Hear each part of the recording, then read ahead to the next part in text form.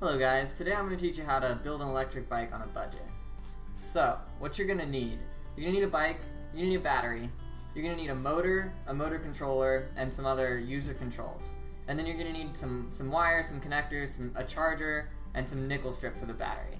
Alright, and all that's going to cost about 360 bucks. So how are you going to do this? You're going to go on Craigslist or Facebook Marketplace, you're going to find a bike, right? You can find like a cruiser bike, these are nice, better for sitting upright, okay? And then you might want to get a cargo rack to carry all of the battery and all the components. So next you're going to go to a used battery selling website that sells 18650 cells. Battery Hookup is a good website, and they tell you what percent of the batteries are going to turn out to work. So in order to use the batteries, you got to test them. So you're going to test them, write their capacities down on the battery, and compile a big pile of batteries ready to use. You'll also need to buy this battery management system, BMS board. We'll talk about that a bit later. So once you've got all your cells tested and ready to go, you pick the best 50 and you make a list of all of their capacities, alright? And you put it into this website called Repacker. This website's going to give you the ideal packing such that every group of 5 batteries has the closest capacity to every other group of 5 batteries. Alright? This is just a picture of the charger that you might want to get. Okay, so once you have all your packs, all of your groupings ready, you're going to line them all up and solder them together with solder and nickel strip.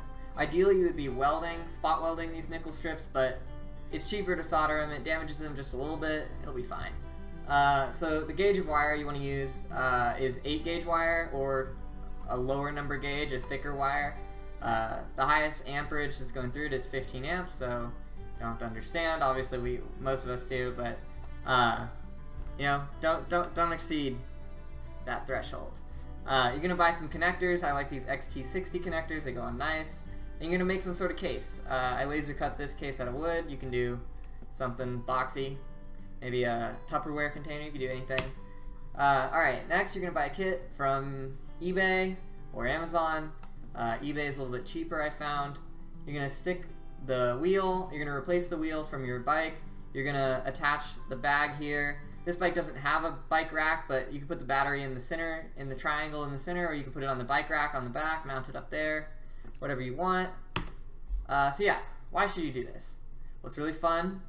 It's pretty low cost and fast transportation. And you know, it saves some electricity, or it saves a lot of gas, you know, saves on electricity. It's pretty cheap.